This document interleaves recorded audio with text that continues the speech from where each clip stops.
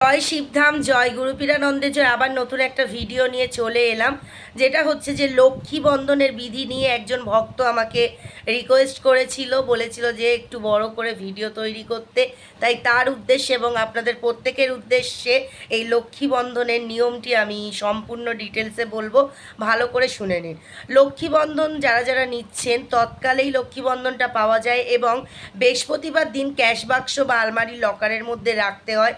লক্ষ্মী বন্ধনে দেখবেন লক্ষ্মীর ছবি রয়েছে এবং সামনের দিকে গুরুদেবের যে ছবিটা রয়েছে, আরও অন্যান্য দেবতা, সেটা তো আপনারা যারা নিয়েছেন জানেন।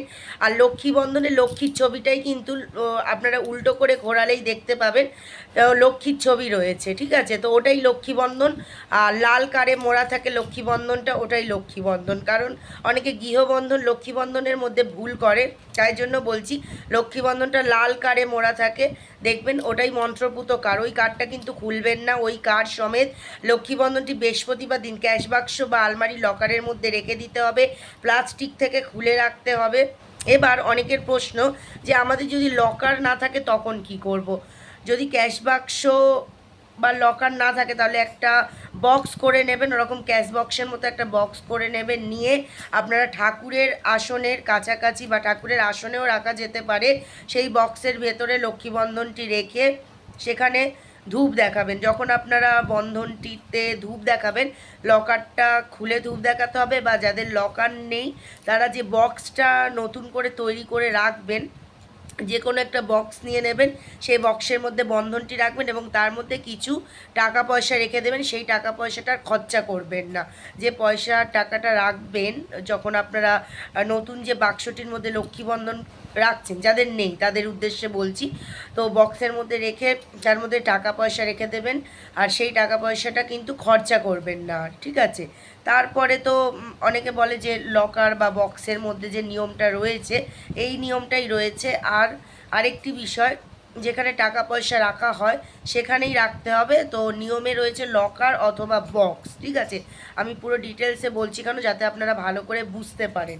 তো বক্সের মধ্যেই কিন্তু রেখে করতে হবে, বা লকার থাকলে লকারে রেখে, কারোর যদি দোকান থাকে দোকানের ক্যাশ বক্স বা লকারে রাখতে পারে, কিংবা বাড়ির ক্যাশ বক্স বা লকার, এটা কিন্তু ক্যাশ বক্স অথবা লকার এই দুটির মধ্যে যে কোনো একটিতে রাখতে হবে। আর যদি না থাকে লকার, তাহলে তাদেরকে একটি বক্স তৈরি করে নিয়ে তার মধ্যেই রাখতে হবে এবং সেটা সে ঠাকুরের আসনে রাখতে পারে। তার মধ্যে কিছু টাকা পয়সা রেখে কিন্তু ধূপ দেখাতে হবে সেই লক্ষ্মী বন্ধনে।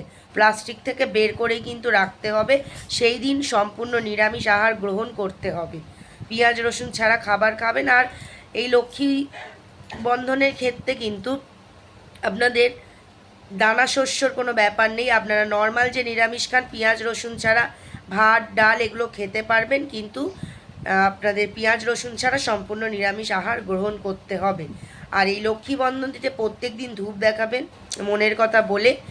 আর যখন লক্ষ্মী বন্ধন আপনারা নিতে আসেন তখন কিন্তু অবশ্যই যে উপার্জন করে তার নামটাই কিন্তু ভেতরে গিয়ে বলবেন। যখন বন্ধন আপনারা এন্ট্রি করাচ্ছেন, নিচ্ছেন, যখন ভেতরে যাচ্ছেন, গুরুদেব জিজ্ঞেস করে উপার্জন কে করে। উপার্জন বলতে ইনকাম কে করে, কাজ কে করে, আয় কে করে, সেটাই বোঝানো, মানে ডিটেলসে বলে দিচ্ছে, অনেকে বোঝে না। তো ইনকাম যে করে তার নামই বলতে হবে। যদি দুজনও ইনকাম করে, তিনজনও ইনকাম করে, তাদের নামই কিন্তু উপার্জন, যেটা সেই ইনকামের যারা করে তাদের নাম কিন্তু বলতে হবে, ঠিক আছে?